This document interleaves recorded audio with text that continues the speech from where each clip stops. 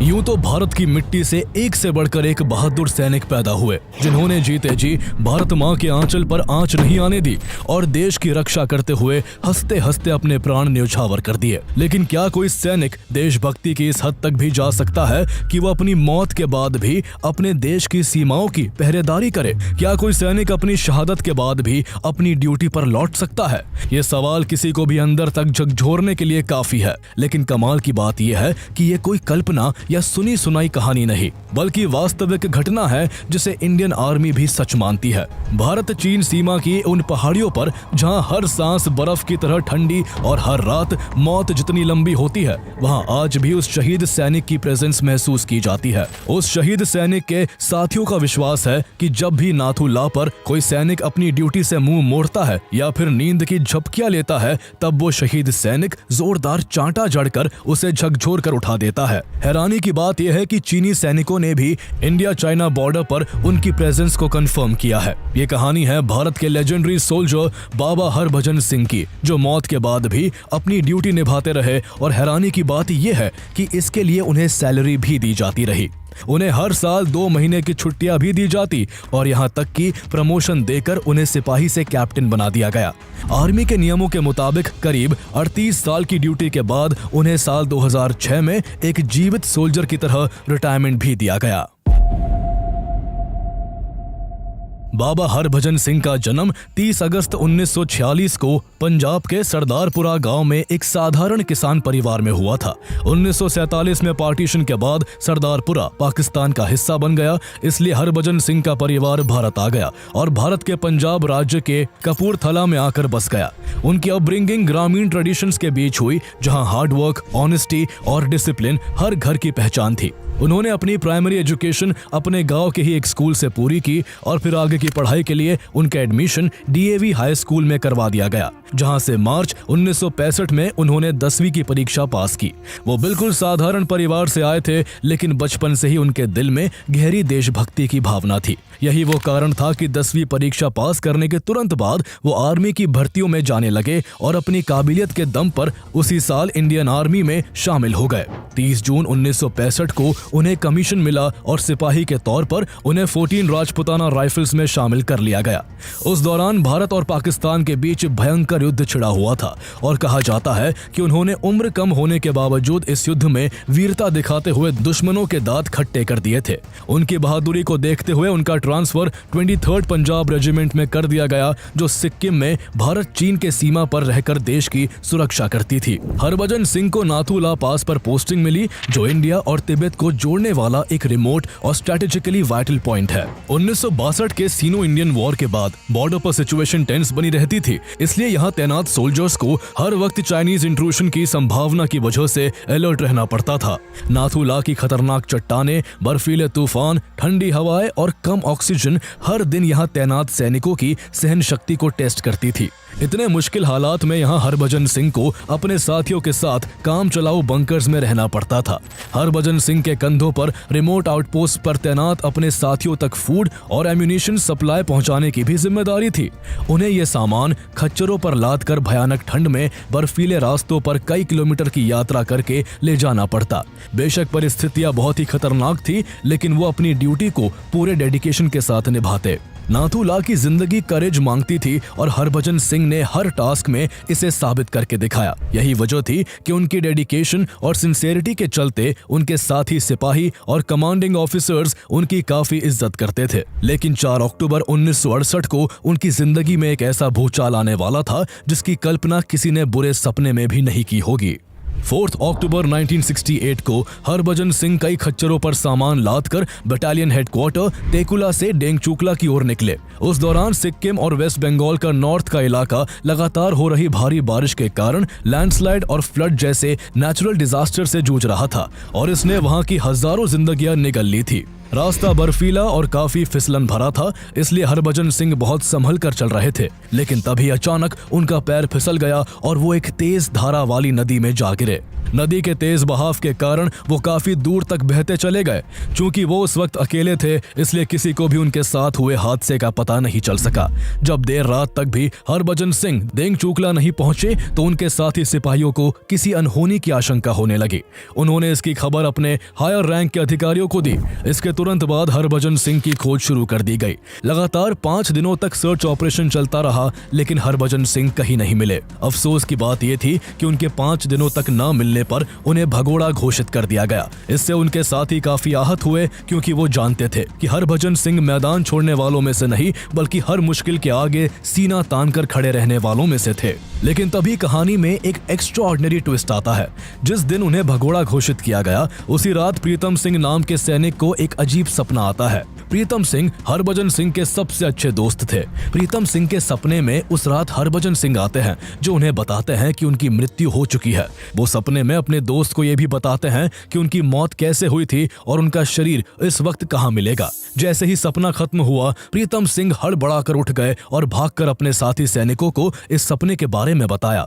उनकी कहानी सुनकर हर कोई हैरान था। जहां कुछ सैनिक उसे बस प्रीतम सिंह के मन का वहम बताकर उनका मजाक उड़ाते हैं, तो वही कुछ सैनिक ऐसे भी थे जिन्हें यह सपना सच लगता है। वो फैसला करते हैं कि सपने में हरभजन सिंह ने जिस जगह पर अपनी बॉडी को बताया था, वो वहां जाकर देखेंगे। अगले दिन कुछ सैनिक सपने में हरभजन सिंह द्वारा बताई गई लोकेशन पर उन्हें खोजने के लिए पहुंच गए। वो अभी कुछ ही मीटर सर्च कर पाए थे कि तभी उन्होंने जो देखा, उसे देख उनकी आंखें खुली की खुली रह गई। उन्होंने देखा कि वही पास में हरभजन सिंह की बॉडी पड़ी हुई है। जिस काम को सेना 5 दिन की खोज के बाद भी नहीं कर पाई थी, वो महज एक सपने की बदौलत कुछ ही मिनटों में हो गया था। ये देखकर वहां मौजूद हर सैनिक हैरान था। कुछ सैनिकों को काफी शर्मिंदगी भी महसूस हुई, क्योंकि हरभजन सिंह को पहले कायर समझकर भगोड़ा घोषित कर दिया गया था। लेकिन इसके बाद सेना ने अपनी गलती सुधारी और हरभजन सिंह को शहीद घोषित कर पूरे सैन्य सम्मान के साथ उनका अंतिम संस्कार किया गया। इतना ही नहीं, उन्हें इंडिया के 2nd highest bravery honour Mahavir चक्र से भी सम्मानित किया गया। लेकिन कहानी में अभी एक रोमांचक मोड़ आना बाकी था। हरभजन सिंह अपनी मौत के बाद भी कुछ ऐसा करने वाले थे जिससे भारतीय सेना की काफी मदद और चाइनीज सैनिकों की भारी आफत होने वाली थी। कुछ दिन तक तो हर रोज की तरह सब कुछ नॉर्मल रहा, लेकिन कुछ दिन बाद नाथू ला पर स्टेशन सोल्जर्स को रात में अक्सर स्ट्रेंज ड्रीम्स आने लगते हैं। उनके सपने में हरभजन सिंह आते हैं, जो उन्हें आने वाले खतरों से आगाह करते हैं और दुश्मन की मूवमेंट्स के बारे में भी बताते हैं। कई सैनिकों ने तो यहाँ तक कहा कि हरभजन सिंह ने उन्हें सपने में कहा है कि मेरा शरीर भले ही खत्म हो गया है, लेकिन मेरी आत्मा ऑन ड्यूटी रहेगी। मेरे लिए यहाँ एक मंदिर बना देना, जहाँ से मैं अपने देश की सेवा करता रहूंगा। शुरुआत में ऑफिसर्स ने इसे लाइटली लिया, लेकिन धीरे धीरे जब ये घटनाएं बढ़ने लगी और कई बार ऑन ड्यूटी सिपाहियों ने उनकी मौजूदगी को महसूस किया, तो सभी हैरान रह गए। जब भी कोई किसी घटना का शिकार होने वाला होता, तो पहले ही किसी अनदेखी आवाज से रुक जाता। ऐसे में साथी सैनिकों को एहसास होने लगा कि हरभजन सिंह एक अदृश्य पहरेदार बनकर उनके साथ है। जब इस तरह की बातें बढ़ने लगी, तो कुछ हाई रैंक ऑफिसर्स खुद इस मामले की जांच के लिए नाथूला पहुंचते हैं, लेकिन वो भी तब चौंक जाते हैं जब उन्हें खुद भी हरभजन सिंह की मौजूदगी का अनुभव होता है। धीरे धीरे साथी सैनिकों का विश्वास और मजबूत हो गया कि हरभजन सिंह अपनी मौत के बाद भी उनके साथ ड्यूटी कर रहे हैं।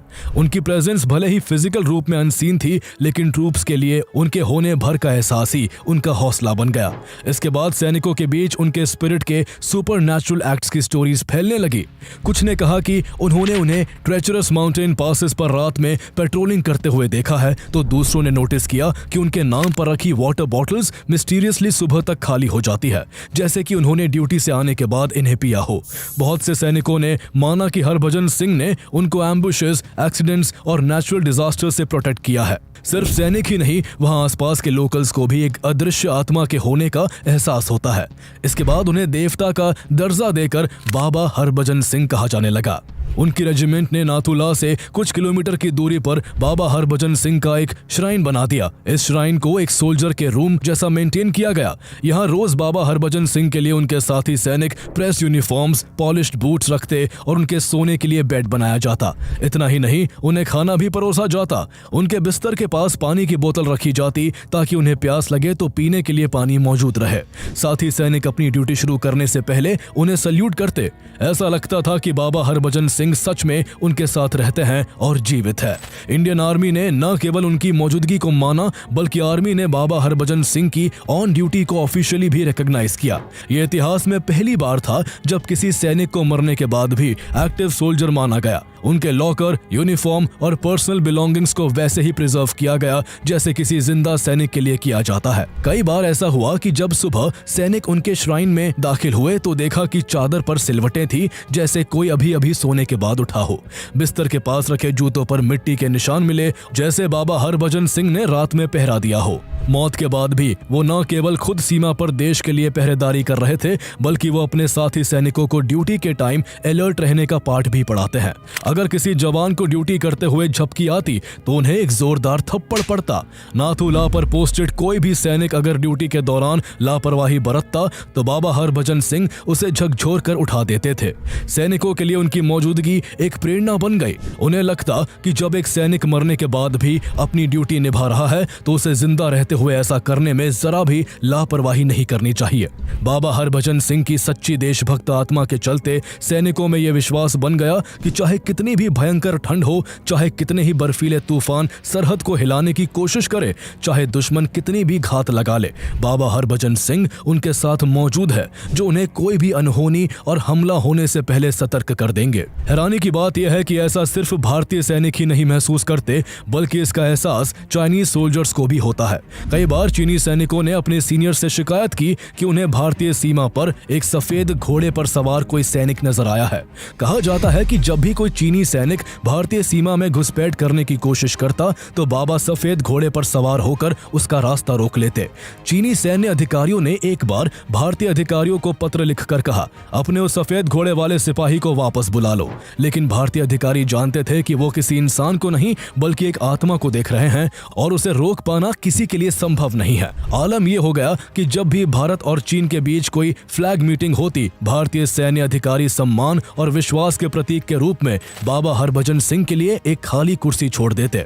ऐसा लगता जैसे बाबा भी वहां मौजूद है और संकेतों के जरिए उन्हें अपने वैल्यूएबल टिप्स दे रहे हैं। भारतीय सेना ने बाबा हरभजन सिंह को न केवल ऑन ड्यूटी सोल्जर माना बल्कि उन्हें बाकी सैनिकों की तरह बाकायदा सैलरी और प्रमोशन भी दिया जाता रहा। एक बार जब एक एनजीओ ने इसे अंधविश्वास कहकर इसका विरोध किया तो उनके रेजिमेंट के सैनिकों ने जवाब दिया, हम अपनी सैलरी का एक हिस्सा बाबा के नाम पर देंगे।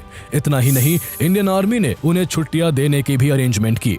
चूंकि बाबा हरभजन सिंह हर साल सितंबर के महीने में छुट्टी पर अपने घर पंजाब के कपूरथला जाते थे, इसलिए जब भी सितंबर का महीना आता सिक्किम से लेकर कपूरथला तक किसी त्योहार जैसा माहौल हो जाता था।